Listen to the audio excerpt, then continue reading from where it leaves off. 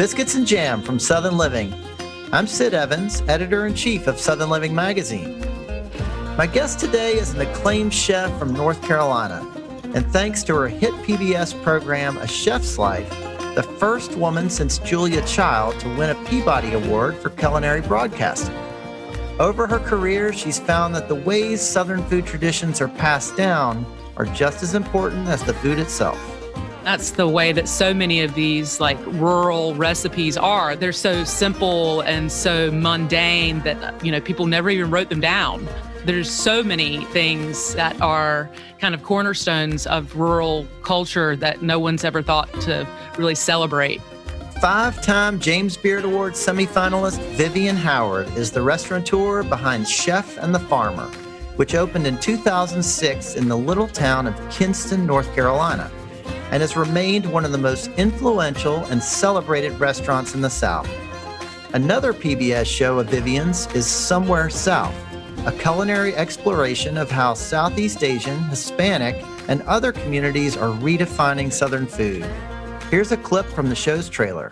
What I found in the South is that food tells us where we came from, where we landed, and what we did when we got there. It's Southern Chinese American. Okay. I grew to love the South and grew to claim it. Wherever I've been before, this is home. On today's show, Vivian talks about her latest book, what brought her back to Eastern North Carolina after years in New York City, and the unique experience of both opening and closing a restaurant during the pandemic. Plus, collared kraut, Tom Thumb nachos, and much more today on Biscuits and Jam.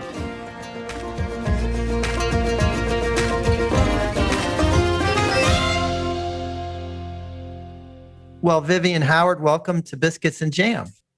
Thank you for having me. Before we start, I just want to say I've just been a fan of yours for a long time, and you've got a lot of fans at Southern Living. And I think that the first time we met very briefly was at a Southern Foodways Alliance lunch that you hosted 10 years ago. It was in Oxford, and the theme was Women at work. I think women. Yes. Mm-hmm. Yes. I cooked the Tabasco lunch that year, yes. And we filmed it for A Chef's Life. And right. So what was already a stressful, opportunity was doubly stressful because anytime you add cameras to something, it's additional pressure. Yeah. Well, the lunch was fantastic. It really made an impression. And I don't know how you pulled it off, but you sure did. Thank you. Thank you so much. That lunch for chefs for a long time, that was like a golden opportunity, because so many food writers and food lovers go to that conference. And so to be able to cook that lunch was one of the things that if I had a resume, I would put at the top of it. Yeah. But a lot of pressure because you're cooking for your peers, right? Exactly.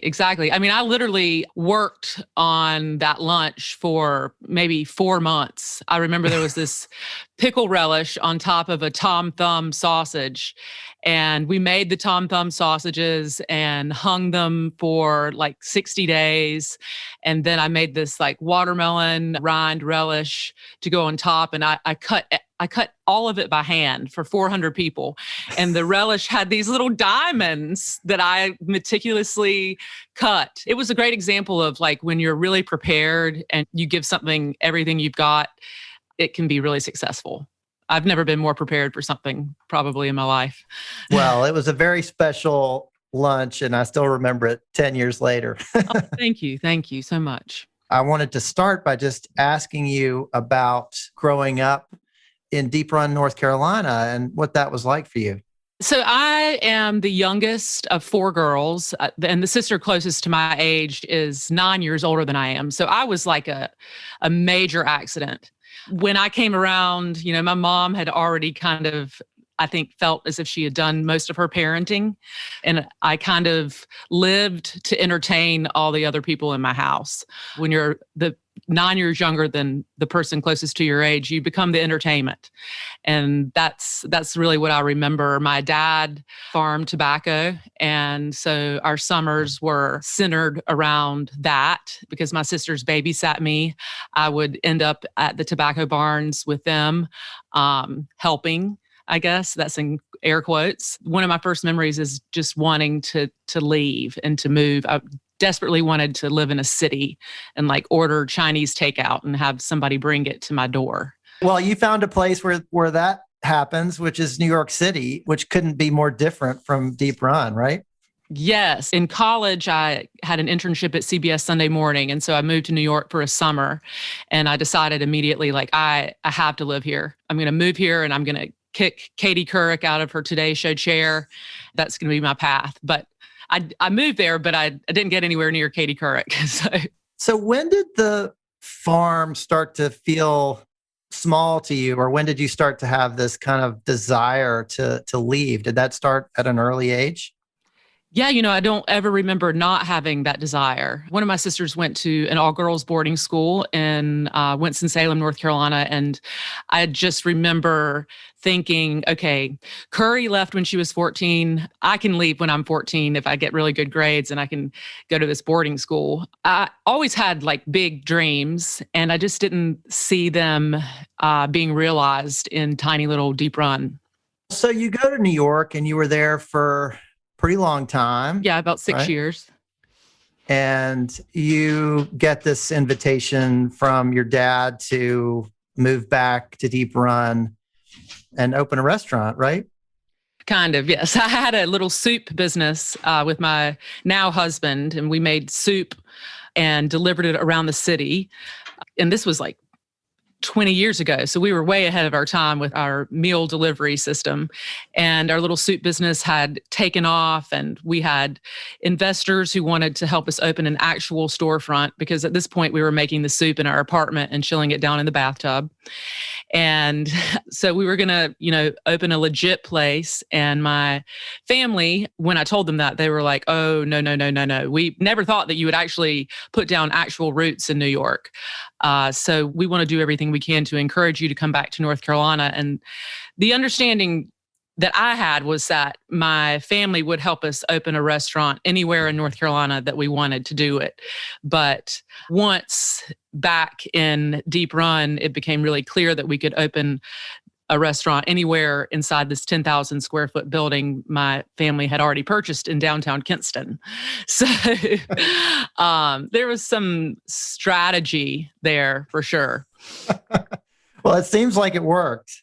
It did. And I have to say that, I never saw myself living in Deep Run again, but like living across the road from my parents has afforded me the opportunity to do so many things that I would not have been able to do if I hadn't been close to family.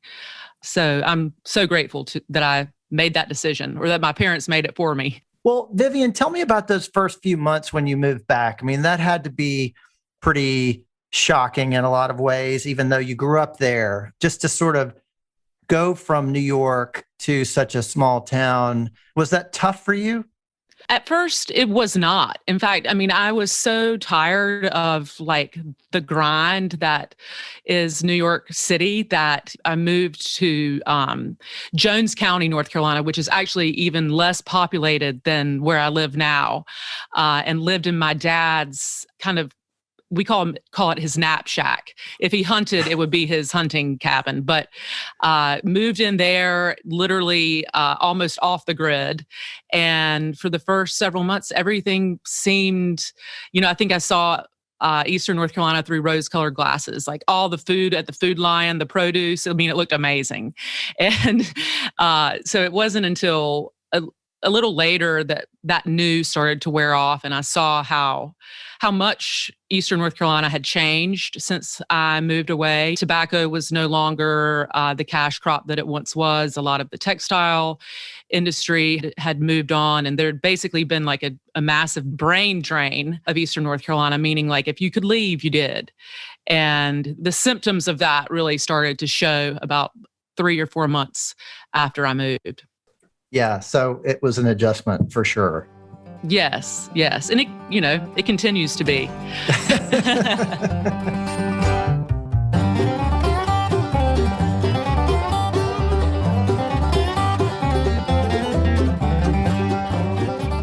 Well, so Vivian, you have this passion for cooking that is so deep. And yet I've heard you say that your parents were not so into cooking when you were growing up. Where do you think that came from? So my mom had and still has rheumatoid arthritis since she was 16. And so she always saw cooking as a burden. And my dad, I don't think he's ever turned on a stove. So cooking was not something that was a source of enjoyment in my house, but we certainly all love to eat. That's how we socialize. That's how we share. When we're eating one meal, we talk about what we're going to eat for the next. And my maternal grandmother was a very good cook, but she had no interest in having me in the kitchen with her. She was no nonsense, in there to get a job done. And so I really came to cooking as a means to turn that experience into a career in food writing. I was a server at a restaurant in the West Village called Voyage. And the chef, his name's Scott Barton, he was a masterful storyteller. And the food that we served at this restaurant was Southern food via Africa. And so it was kind of like kismet that I landed in this restaurant as a server, because I was just so inspired by the stories that Scott Barton told around the food that we were serving. And I was like, oh my God, okay, so I'm not going to be Katie Couric, but maybe I can pursue this dream of writing through something else I also love, which is food. And so I started working in the kitchen because of that, and just found that I liked being in a kitchen. I liked the camaraderie of it, working toward a common goal. I liked making stuff with my hands, and I was good at it. And, we all like to do things we're good at. Well, when did you kind of realize that this desire to be a storyteller was going to happen through food? I don't know that I even really thought that was happening until we started making A Chef's Life. I couldn't quite navigate how to make it happen. I started working in kitchens in New York, and then just became really interested in becoming a better cook and not embarrassing myself in the kitchen. And so I just kind of put my head down and did that for many years. And that kind of aching desire to be a storyteller just never really went away. And after we opened Chef and the Farmer and had been open about 4 years, I couldn't keep it down anymore. I couldn't swallow it. And so I started looking around me for some stories to tell. And that's kind of how all of this started. It started with collard kraut, honestly. Mm-hmm. Oh, tell me that story. So we were still living in Jones County in my dad's snap shack. And I woke up one morning and went to let my dog out. And there was this Ziploc bag on our doorstep that had these like dark leaves that were swimming in this kind of milky looking liquid. And I was like, what is that? And my dog wouldn't even get near it because it smelled. And so I called my dad, because that's what I do whenever, Eastern North Carolina asks me a question that I can't answer. And I was like, someone is trying to poison me. I don't know what this is. And he's like, no, Vivian, that's a gift. It's collard kraut. Like your neighbors up the road make that. And I was like, oh my gosh. So at the time, I was reading Sandor Katz's book, The Art of Fermentation. And it was the thing that every cutting edge chef, which is what I wanted to be, was reading. And so the idea that the geezers down the road from me in Jones County were making kraut with collards, and I was reading The Art of Fermentation, it just blew my mind. And so I was like, oh my God, I have got to be with these people that are making this. I've got to learn about this. And so I went to my neighbors and I said, oh, thank you so much for this kraut. I would really love to make it with you, to see how you do it. And they're like, okay, great. We'll do it next year, right around Thanksgiving. And I was like, no. I want to do this now. And they were like, we only do it once a year. You have to make sure that the moon, the Farmer's Almanac says the moon and the stars are not in the sign of the bowels. And, women can't make the kraut. So you'll have to stand outside of here because women taint it. And I was like, oh my God, this is so wild. All of this folklore surrounding this kraut making.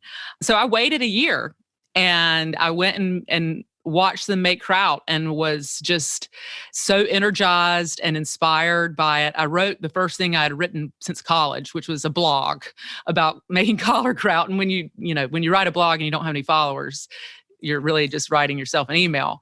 But nevertheless, I was like, oh my God, there's something here. There's stories to be told. And so that's how that happened. And I just like dug my heels in and called a friend from childhood and asked, she's a filmmaker, Cynthia Hill, and said, hey, I want to make this documentary about food traditions of Eastern North Carolina. Will you help me? And she said, yeah. And little did I know, she was far more interested in me than the food traditions of Eastern North Carolina. So we made a good pair, a good team. Well, there are just so many stories in that part of the South, and it must have been such an amazing discovery to realize, oh my God, nobody's really told a lot of these stories. Yeah, I mean, the Mills brothers, the men that I went and watched make kraut, they couldn't even fathom why I would be interested in what they were doing, and that's the way that so many of these like rural recipes are. They're so simple and so mundane that, people never even wrote them down. There's so many things that are kind of cornerstones of rural culture that no one's ever thought to really celebrate. And that's, what we were able to do on A Chef's Life. And neither Cynthia nor I knew the power of it until we tapped into it. We'll continue with the great chef Vivian Howard after the break.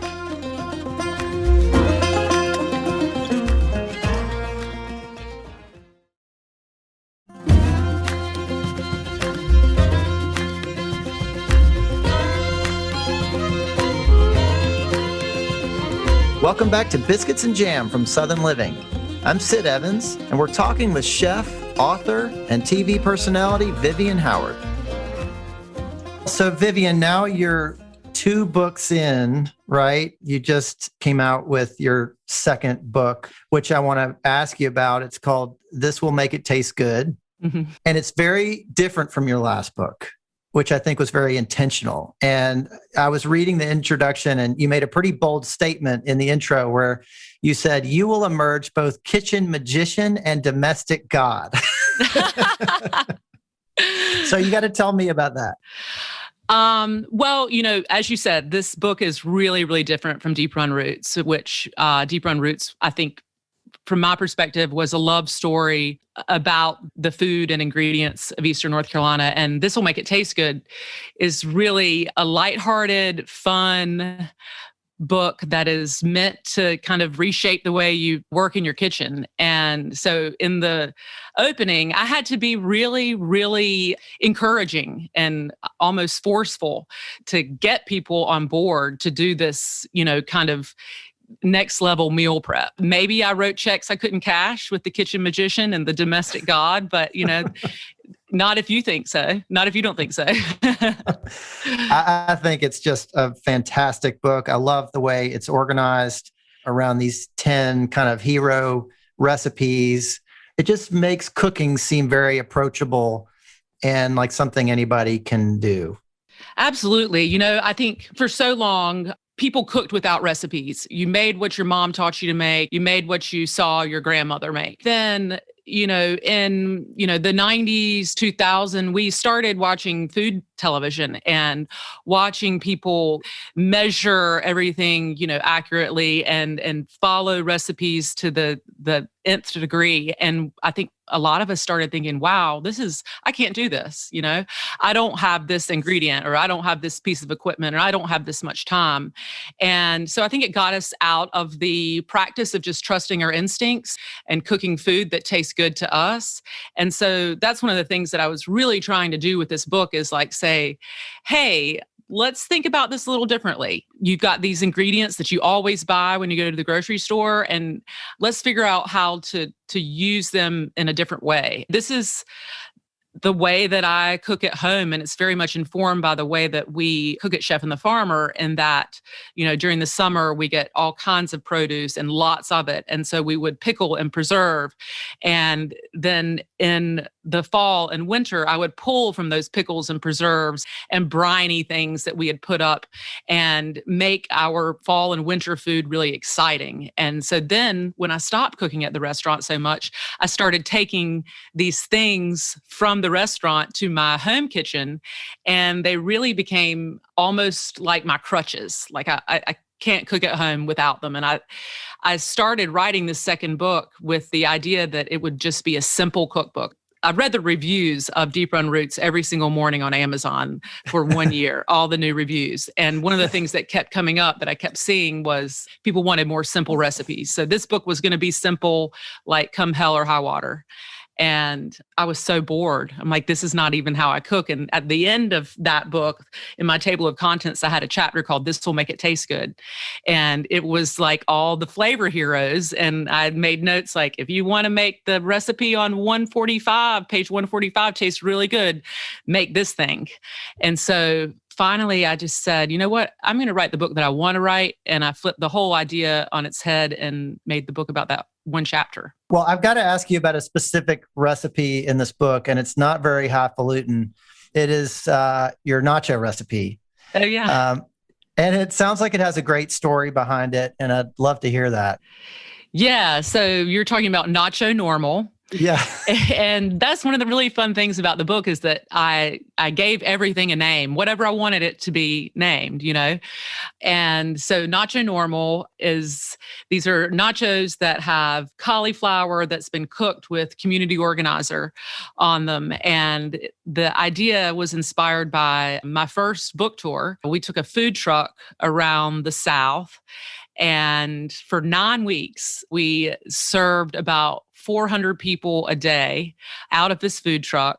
And I had this very elaborate menu planned that we were going to try and cook all through the 9 weeks. And about a week in, I was like, this is not working. This is too much work. And we're blowing through this food in a way that is wild to me. So I was like, okay, let's figure out how we can feed people and have them feel excited about it, but let's make it easier on ourselves. So Tom Thumb, the sausage that I mentioned before, was one of the things that we were planning on serving, but we were blowing through this Tom Thumb like no one ever has, literally. And so I thought, okay, let's make nachos. Let's make Tom Thumb nachos. And that will allow us to spread our Tom Thumb and our pickle relish and our preserved butter beans. That'll allow us to like spread it over a lot more meals. And everybody's like, okay, great idea. But I had never made nachos before. Like I'd had nachos at TGI Fridays, but I'd never actually put nachos together. But everyone was looking to me to be the nacho chef because I was the chef. And so I put our first round of nachos together and I had like 6 layers. It was like, you know, the first time I ever made pizza, more is more is more, and until it's really not. I had a very sharp learning curve with the nacho thing. And so that's what this recipe and This Will Make It Taste Good is about. It tells that story and it gives you the appropriate ratio for building nachos. Would you consider yourself a nacho expert now? Absolutely. Absolutely. And domestic god and kitchen magician. All right. I got to ask you about one more, and that is your gas station biscuits. What can you tell me about those? Oh, yeah. So in Eastern North Carolina, there is a cheese biscuit tradition in that, you know, you make a biscuit, you don't bake it, you stuff it with a knob of hoop cheddar or hoop cheese, and you bake the biscuit, and the cheddar just kind of like melts out and forms like a lace crust around the edges, and it's heavenly. So this gas station biscuit recipe is meant to, you know, celebrate that very humble idea. And so these are biscuits that are stuffed with fontina and mayonnaise and Parmesan cheese and then little green dress, and it all bakes together. I believe I say in the book that it's better than pizza. And maybe not that good for you, but it sure does look good. I don't want anybody to think that there's a bunch of just decadent recipes in the book. I would say that most of them are healthful because that's the way that I generally eat and the things that I try to feed my kids.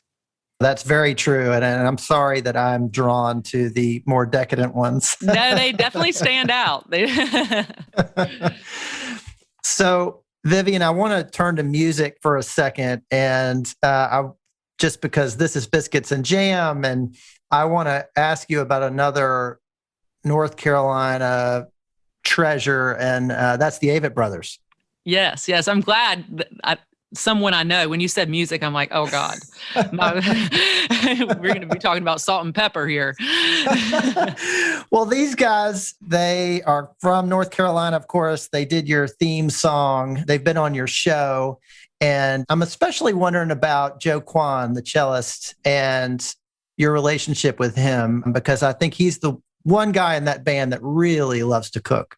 Yes. And he's an excellent cook. I met Joe through the Raleigh food scene. He is such I hate the word foodie, but he is such a foodie. And one of the things that we talk about a lot is how no one else in the band is. They all like eat to live, and he lives to eat. And so, so much about touring for him is introducing the other guys to good food and just trying to get them on board with like, this can make your life so much better if you enjoy this.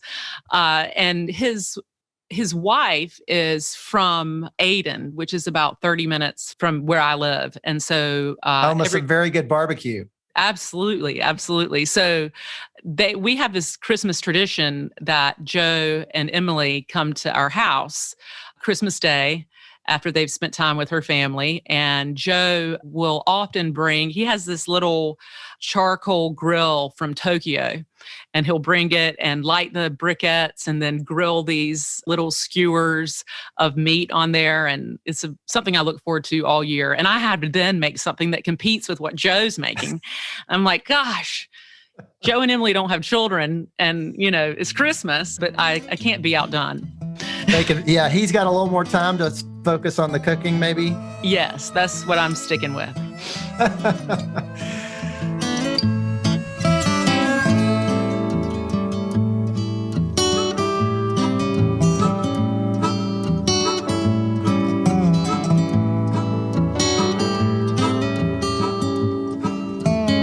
Well, Vivian, I want to turn to the last year and what we've all been through.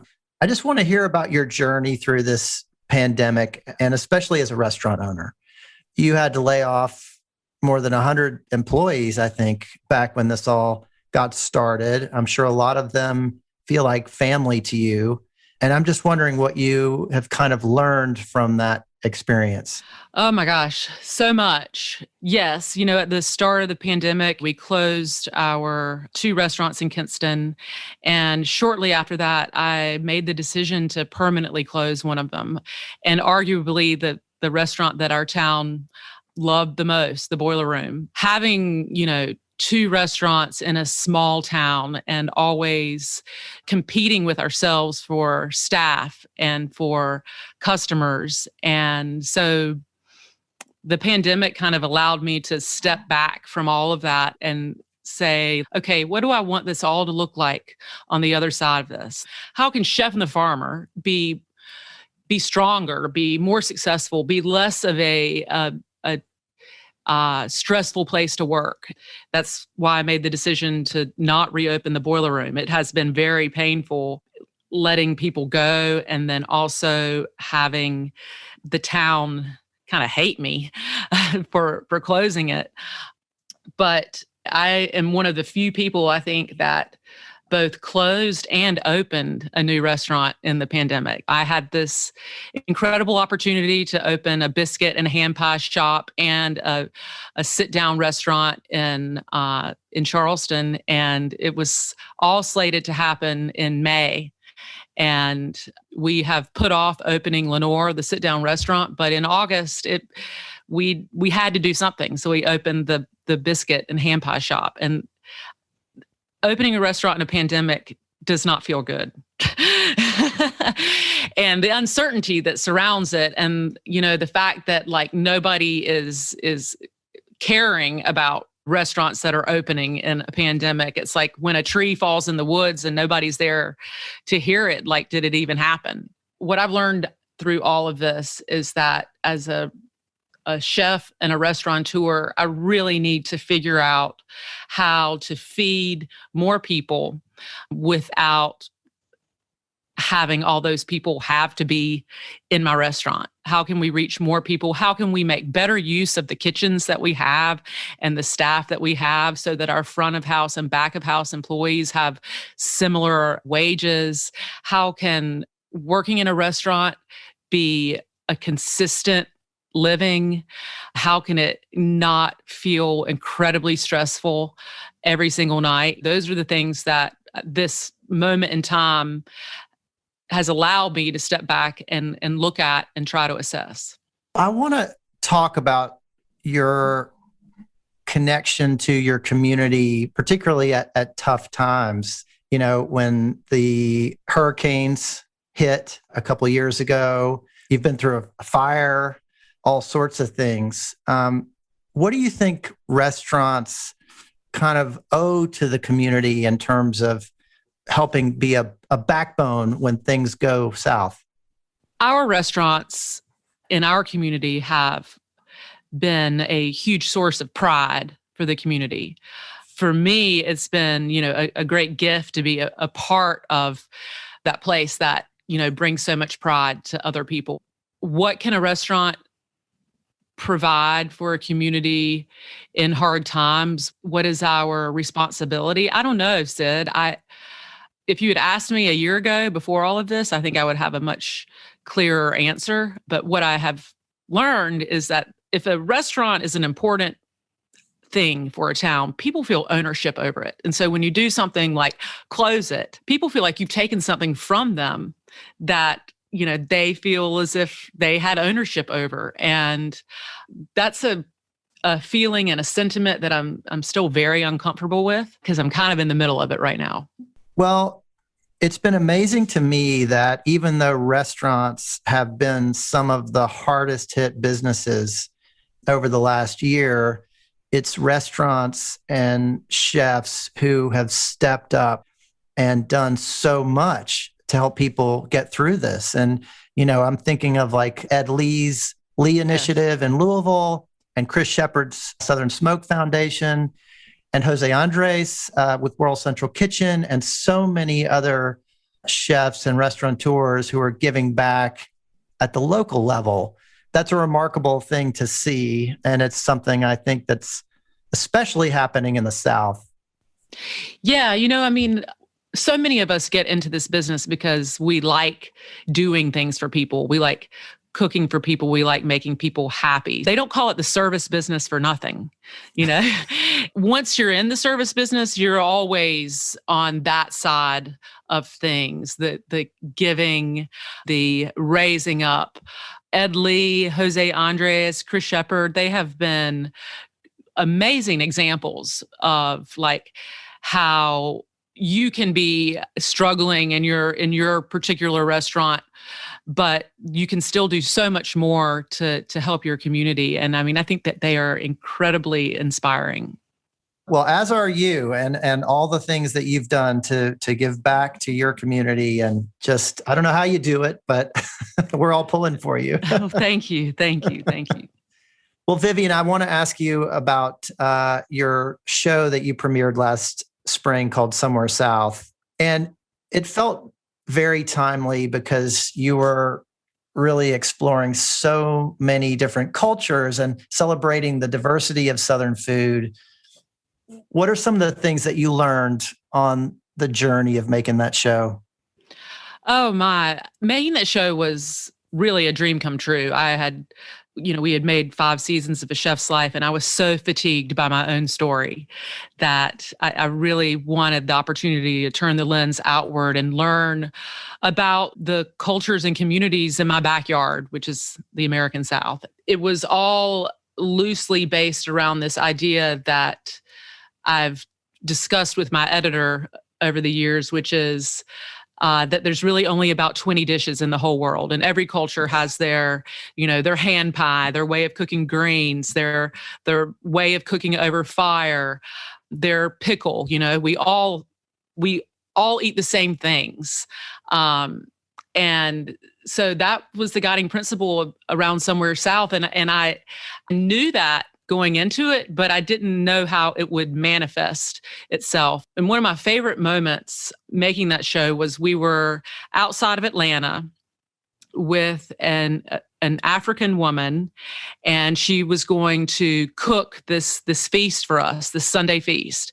And it was for the greens episode. So she was going to make cassava greens, and we watched her pound them to death. And cooking these greens took like several hours. And it reminded me so much of cooking collard greens with ham hock, which also takes an uncanny amount of time. And so, from very early in the day when we were cooking together, she was cooking and I was washing, I noticed little similarities like that.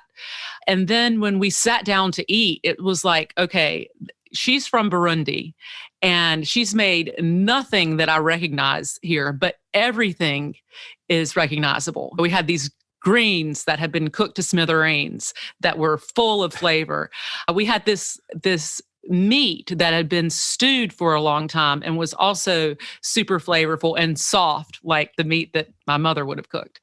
And then she had made fufu to scoop up the greens and the meat.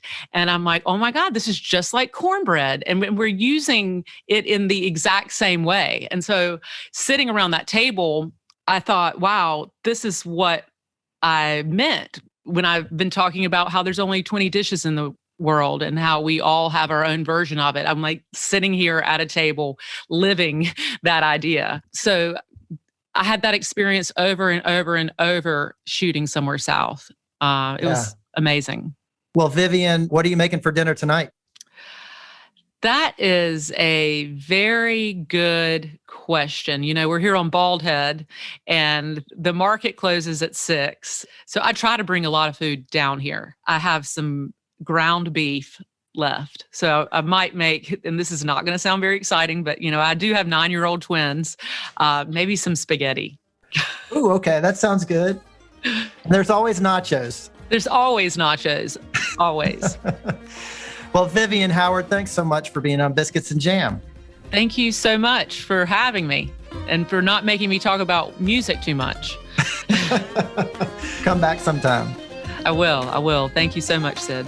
Thanks for listening to my conversation with Vivian Howard. Visit her website, vivianhoward.com, for social media, information on her restaurants, and her latest book, This Will Make It Taste Good, available in stores or online. Southern Living is based in Birmingham, Alabama, and this podcast was produced and edited in Nashville, Tennessee. If you like what you hear, please consider leaving us a review on Apple Podcasts or telling your friends about the program. You can find us online at southernliving.com and subscribe to our print publication by searching for Southern Living at www.magazine.store. Biscuits and Jam is produced by Heather Morgan-Schott, Chrissy Tiglius, and me, Sid Evans, for Southern Living. Thanks also to Ann Kane, Jim Hankey, Danielle Roth, Matt Sav, Erica Wong, and Rachel King at Pod People.